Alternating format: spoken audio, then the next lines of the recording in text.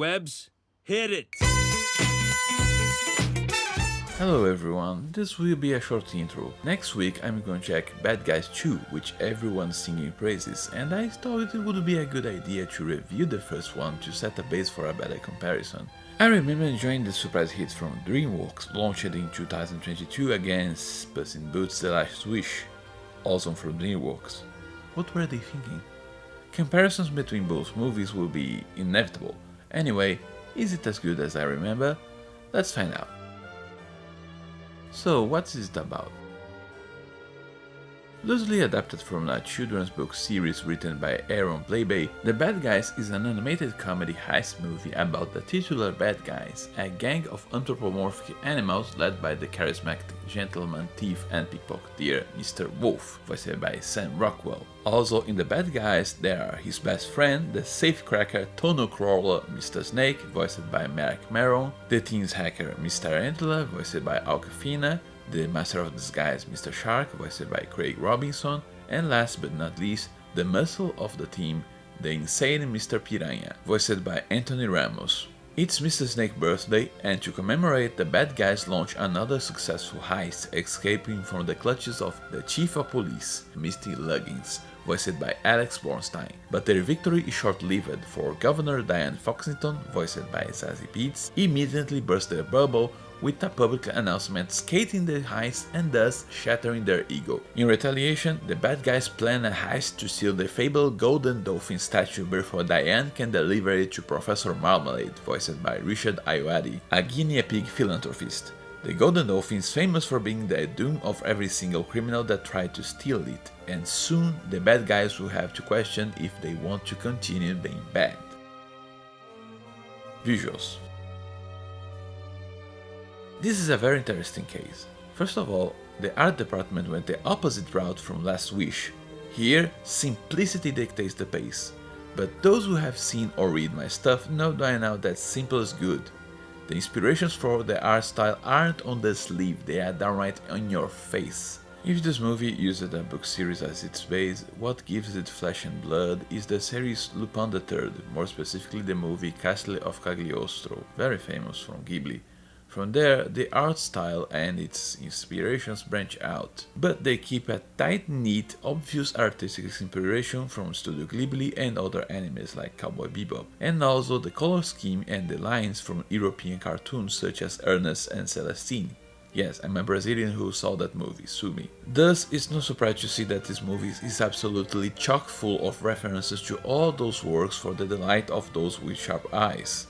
For example, many characters do the air swimming from the Lupin series, and Wolves himself drives a car very similar to the Mustang Cobra GT500 from Gunsmith Cats. There are sequences straight up lifted from Lupin the movies. The simplicity of course carries out to the character models themselves. Don't even try to expect the same level of detail of Last Wish or Lupin III, the first. A great movie by the way, I recommend it. The bad guy models look like claymation dolls made of plasticine with cut paper eyes. Although there are nice details here and there such as the lips, piercings, a snaggletooth and so on, in a blend of cartoonish and 3D. The wardrobe is also quite simple and straightforward, and they do contrast well with their fur and skin tones. For example, Wolf uses a white suit while his fur is grey, Snake uses the attire of Hunter S. Thompson from Fear and Loathing in Las Vegas, Mr. Antler is orange and she mostly wears black, while Piranha uses grey while being green. Facial expressions will be more important later, so for now let's move on. The color palette is bright, and since this is a heist movie, expect all the locales to be urbane, day and night. The usual super armored museum, luxurious manors, dingy hideouts and more. Another nice point is that the visuals are tight enough to offer some nice details that you only catch in a second view after you know the plot twists, ranging from dialogues, facial expressions and more. Not every animated movie has rewatch bonuses. So far, we have something simple and straightforward. It does lack the technical details from Last Wish. The backgrounds aren't overly bombastic, effects are simple like explosions being big orange balls, no star shining or no explosions of color. Acting. The Bad Guys is one of the applications of my mantra, simple is good. Sure, their models look like plasticine, you barely can see strands of fur, and sometimes their chief's hair look like that Play-Doh toy. But since the artists don't have to worry about every single strand of fur and hair, they can do downright amazing things with said models. The first element is the broken frame rate. During normal conversations, the frame rate will be steady and fluid so we can see and pay attention to lip movement, eyes and so on. And then, during the action, they break the frame rate in order to give a more cartoonish feel, resembling sometimes a stop-motion movie or anime. Emphasis goes to limbs in exaggerated blurry movements. But, unlike Last Wish, the breaks aren't as vicious, and it helps that since the models are already cartoonish themselves, there isn't an uncanny valley. The bad guys animators banked all their chips on body language, and it pays off by a long shot. Not even remotely as detailed and gorgeous as Last Wish, but it's still insanely good in its simplicity. There's a lot of attention to the detail in animation of the body language, such as ears moving in flicks, eyebrows and mouths moving in synchronization in quick swerves, lip movements without necessarily talking, hands moving following expressions akin to a real person, the whole body of the characters move and twist to express frustration or happiness with a combination of the mouth and eye arch shifts. For example, from normal human teeth to jagged fangs to express anger, and adding simple lines to cheeks akin to a cartoon. In Last Wish, we have frame breaks in order to switch between action and casual scenes. Here, frame breaks are used as a metronome to make these characters sing. Are they giddy? Wiggly legs with thicker breaks. Are they seriously talking about deeper issues? There are no breaks, just smooth, flowing animation. To me, this control over the animation is paramount into why this movie is so fun as it is, because it's the brunt of the work to make these characters synergize so well. The bad guys are a group of thieves that banded together due to being outcasts from a society that judges on appearances. They don't have to put an acting one together, they are just goofy, bantering, smacking around, fooling with each other, and a lot of it is expressed through the animation. Of course, the voice actors are perfect for their roles, and more of this in soundtrack, but it would be unfair to give the laurels to just the acting. Their interactions are really fun to look, acting as a tight-knit group of friends, but more about this in writing. The control over animation is epitomized on Mr. Snake. He was one of my favorite characters to follow because of the writing kept wriggling him around, pun intended, through several motions and the animation following suit. Whenever he's teased with food, he gets animalistic, wriggling and hissing. Whenever he turns jaded, his body starts to mimic mannerisms of people with actual limbs. For example, all he has to do to point at someone is just point with his tail. But the animation did the extra job of making him curl his tail tip to mimic a fist, going for the extra mile just for the immersion. Action scenes followed suit with a really good control between choreography and effects, mixing realistic motions, be it from a car swerving, and I love how they focus on wolves handling the pedals, clutch and brakes, or combat scenes, which I can't delve into because of spoilers, and impactful and cartoonish effects to follow suit, like people flying as if they were flung from a trebuchet, thus flying off, and people contorting their bodies in bizarre ways. And of course, there is the famous dancing scene, the highest point of the movie animation-wise. To me, this is the top element of this movie, the proof that simplicity can be not only good, but a superb tool. It would be for naught though, if not paired up with a strong writing. Now, if the visuals straight up scream their inspiration at your face, the writing is just as blunt. The very first scene is a homage to Pulp Fiction. Yes, the writing definitely knows its inspiration and flaunts it, knowing that the premise is silly and just playing around with the pieces on the board. Everything is played straight with a casual tone. If the bad guys need to do something, Wolf will make a plan, all parts of the plan will be flashed on screen a la any heist movie and more specifically the Ocean's 11. The plan is enacted, the high energy music kicks in with the bumps in the plan showing up and party improvising. The writers really did their homework for this. It also helps that the characterization is quite solid, although I don't know how loyal or not loyal it is to the books. Mr. Wolf is ye olde style charming rogue, head and heart of the bad guys, coming with plans and convincing his pals to go with him no matter where. And whenever he goes, he strolls in with utter confidence as if he owned the place, because he is good at what he does and knows it. Snake is the acerbic self-serving best friend, but the writing never goes too far in making him unlikable, much on the contrary. His brand of being a jerk is cartoonish, and dialogues make it clear that he cares for his friends. In fact, I'd say that they wrote him a bit too safe, but this is a kids movie, so I'm okay with this. Anyway, he acts as the counterbalance to Wolf's optimism with his jaded behavior, questioning motives and asking the big questions, and thus being the first emotional core and Wolf's banter partner.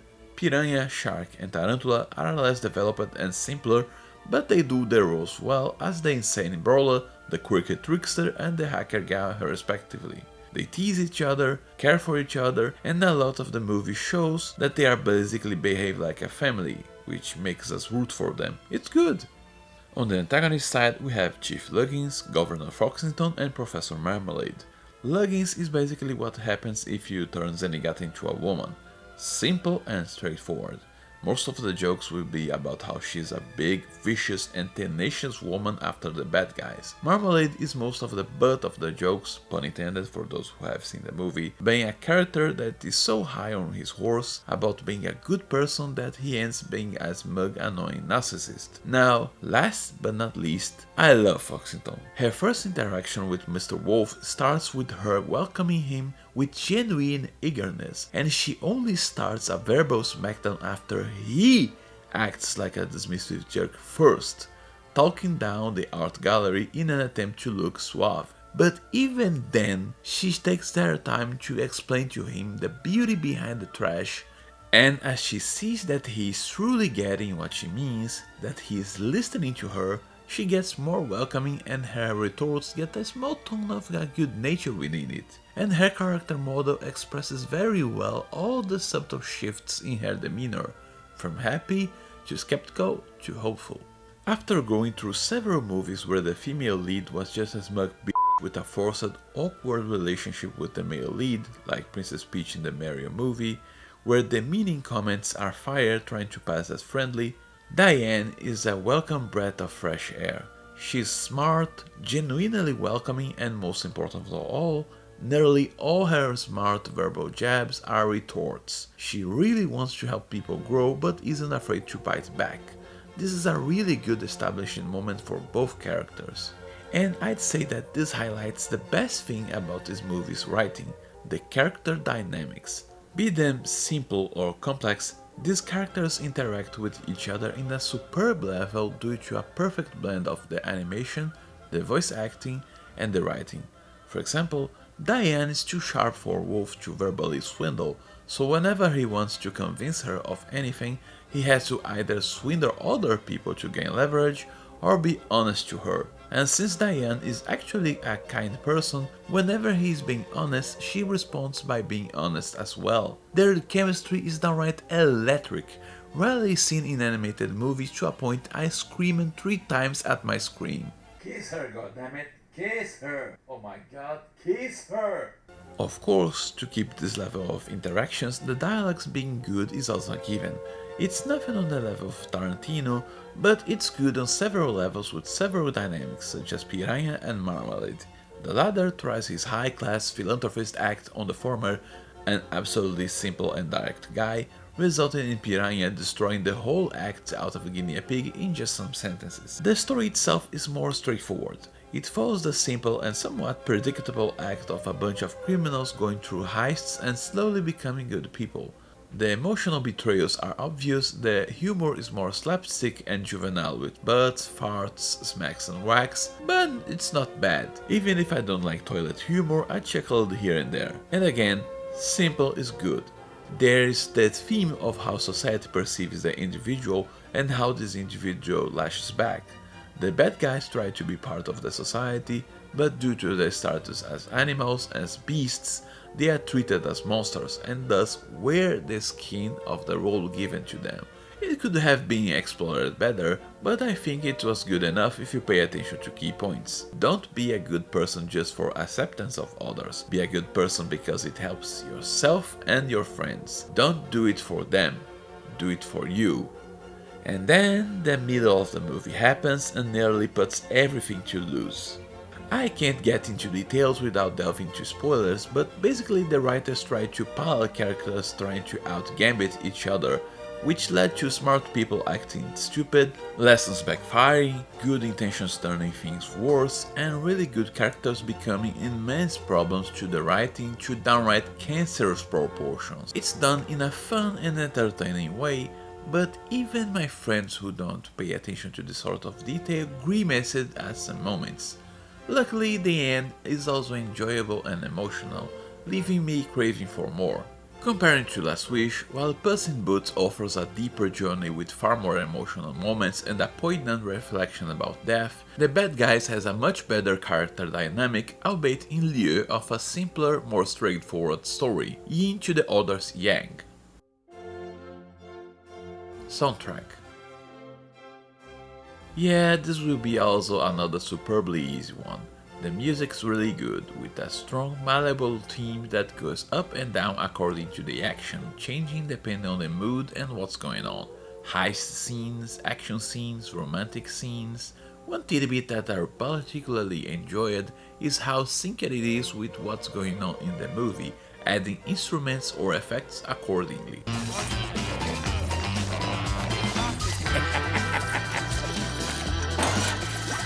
There are some licensed tracks as well, and they fit really well into the movie just as fine. You have rap, jazz, pop, and the musical directing is also quite good, able to just let scenes go with minimal soundtrack or any soundtrack at all. And by now, it's almost needless to say how good the voice acting was all around. Special mention goes to both Sam Rockwell, who absolutely overflows with charm as Mr. Wolf, no matter if he is serious, cocky, sad and so on, and to Zazie Beetz as Diane Foxington, managing to be adorable no matter the situation. Their voices absolutely fit their characters like a glove. I could stay here all day talking about how the cast was overall superb, like Mark Ruffalo as Mr. Snake was also adorably acerbic and so on, but I took enough of your time already. At most, Richard Ayoade felt a bit weird as Professor Marmalade, with a strange tonal clash with his character, but after the second viewing of this movie I figured this may be on purpose. Craig Robinson as Mr. Shark was basically Craig Robinson, same as Awkwafina, but again, this fits him like a glove. Kudos for Anthony Ramos as Mr. Piranha for having a nice musical moment, and last but not least, Alex Borstein as Misty Luggins was quite energetic. Wait, where did I hear that voice before? Officers, if the bad guys crash this event, I am definitely going to lose my job, and I will not hesitate to take you down with me! Peter, the horse is here. Oh! Final thoughts. Yeah, this is a must-watch. Even though the second half of the movie is problematic and gets worse the more you look into it, it's still a really fun movie to get into. It's one of those rare animated pieces where directing, writing and acting blended into a superb dynamic. While not as poignant, beautiful and deep as The Last Wish, The Bad Guys absolutely wins by a landslide in matters of characterization, interaction and overall fun. Its problems are many, but don't ruin the movie, they just make it more popcorn than Last Wish. I'd still recommend watching both.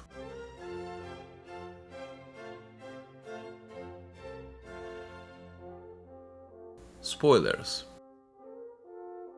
Alright, I'll tackle this head on. The second part of the movie switched gears, and turns out that Marmalade was the villain all along. Who would know that the smarmy elitist guinea pig with a constant holier-than-thou attitude was manipulating everyone? And turns out, Diane Foxington was actually the Crimson Paw, the notorious thief who retired without ever being caught. Who would have known that the governor, who is surprisingly insightful at how thieves operate and proved to be a really good pickpocketeer, would be a thief as well?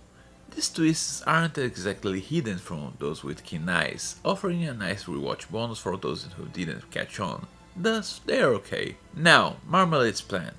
He intends to steal a highly valuable meteor that can be used as a power source for a machine that mind controls guinea pigs, so they can steal millions in charity donations. Again, this is a cartoon with talking animals, and the movie actually sets up the super technology, the meteor and the guinea pig, so no problem there either.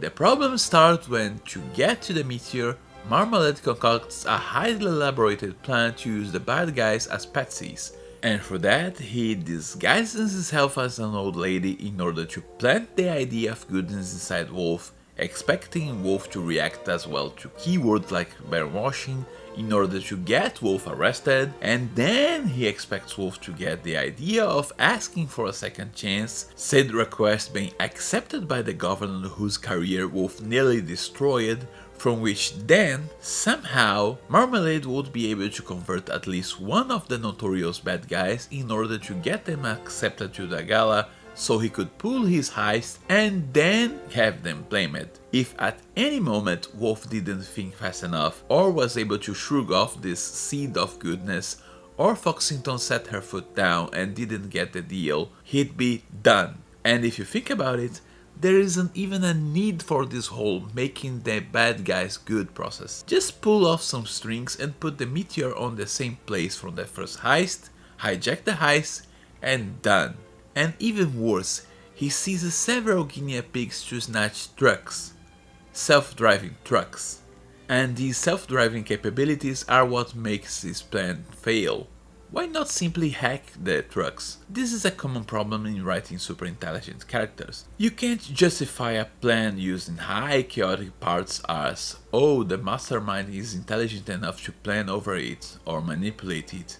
Their plans need to be foolproofed, their reasoning and methods need to be further explained to the viewers, or else it will just look as like leaps of logic, especially since Marmalade's plan relies on something absurdly unpredictable as the behavior of several different people. The more complex the plan, the less moving or chaotic parts it can be allowed to have before suspension of disbelief breaks.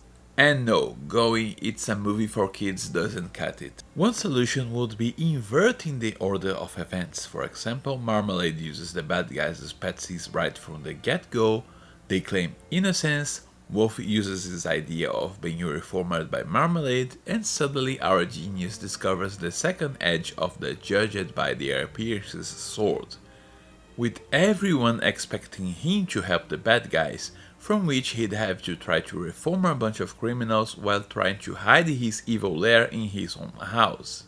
Another way to justify how easily Wolf falls into this trap would be that the protagonist is going to therapy, and either Marmalade is posing as a therapist or eavesdropping. The second gigantic problem of this movie is Diane herself.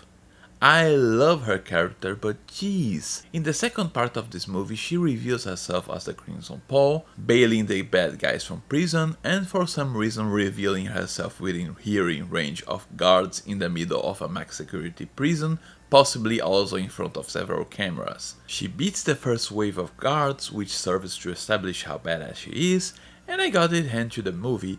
You see both male and female guards showing up and both are just as brutally beaten. And then things get an immediately nosedive when a gigantic wave of guards showed up and Diane beats them all by herself, without the need of the bad guys that were right next to her. If before she was humble enough to not be the first to fire verbal jabs and Wolf actually pulls her ring from her hand, now she gloats about still being the best, even if the bad guys nearly pulled this very same heist she did.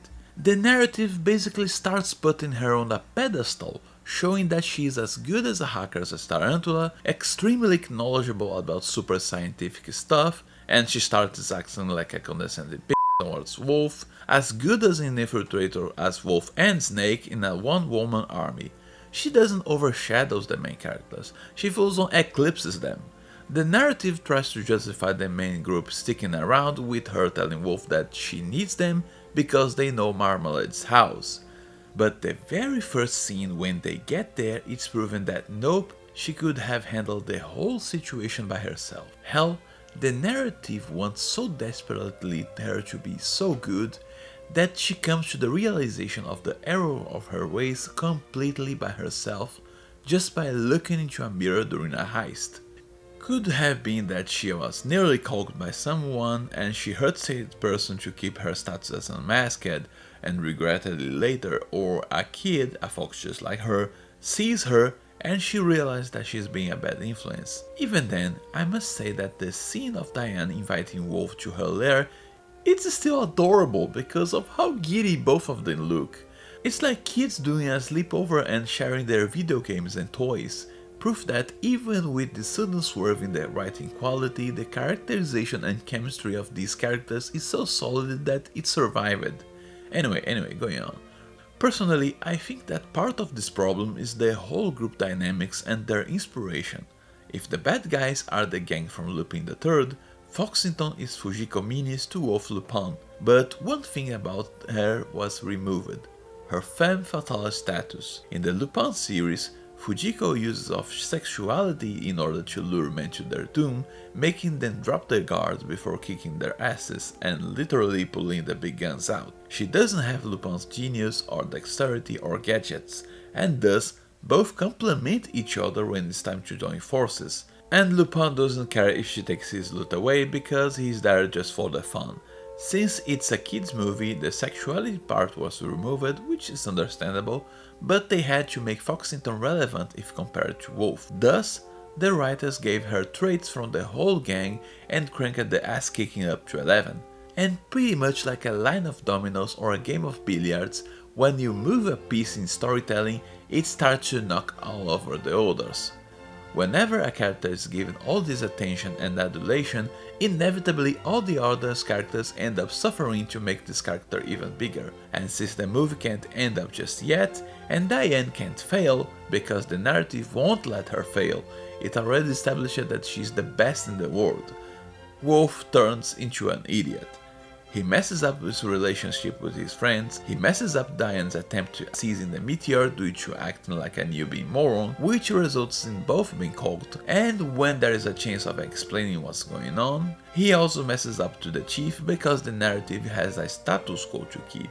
Yes, there is a status quo to keep here because there is a third and a fourth player in this act, and their presence turns what's already a messy second half into pure narrative chaos. Turns out, Snake decides to join Marmalade in order to double-cross the guinea pig, steal the meteor, exchange it for a fake, set the original back after Wolf steals the fake, and then set it to self-destruct, since no one could have been trusted with such a powerful artifact, which, let's be honest, actually follows a lot of the Lupin III's plots. But since he placed this switcheroo, his plan has to be seen to its end, and thus everything else needs to be moved to make his plan fit. For example, suddenly Diane and Wolf, with a car, are actually slower than the gang going to the hideout on foot, so Snake can have his problems and go to Marmalade. Wolf cannot use reason, calling the chief and saying what's going on, or delivering the meteor, even if fake, to the chief before his showdown with Marmalade. Snake himself cannot do anything to finish the story sooner, even if he was alone with Marmalade.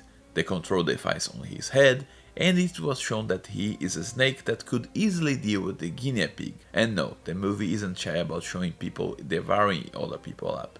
And since there has to be a build-up for a climax, everyone starts acting in stupid ways, like jumping to conclusions, to make it look like everything is going to fall apart. Diane tries to vouch for the bad guys only for Luggins to say that this means that she's colluding with criminals, even if she could just justify things as they have shown me proof or given me a hot tip.